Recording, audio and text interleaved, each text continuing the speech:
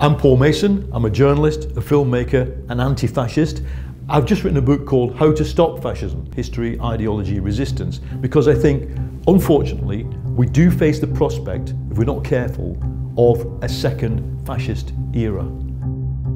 In the 2020s, we're facing a fascism that's been effectively regrown from its original philosophical roots. So it doesn't look the same as the old fascism. It is internationalist because it wants to destroy the whole world order. It's anti-modern because it wants to reverse out of 200 years of progress and science. It is networked, so don't expect a Hitler or a Mussolini to be leading it, although there are some people who would like to. It can lead itself. It co-creates its own ideology through social media. The January the 6th insurrection, fomented by Trump, carried out by far-right militias and backed by mobilized Republicans, is, I think, going to be the signal moment of the 21st century.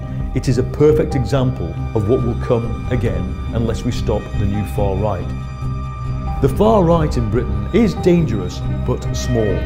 The bigger problem we have is that an alliance of right-wing populists and authoritarian conservatives destroyed the very basis of 30 years of liberal capitalism in Britain. They destroyed our link to the European Union. We're adrift in the world, geopolitically and economically, in a state of constant crisis, which is exactly where they want us to be, constant uncertainty, and now, having supposedly solved the problem through Brexit, they are advancing a series of anti-democratic laws. First they prorogued Parliament, they lied to the Queen, they attacked the judiciary, and now they're coming for the Human Rights Act.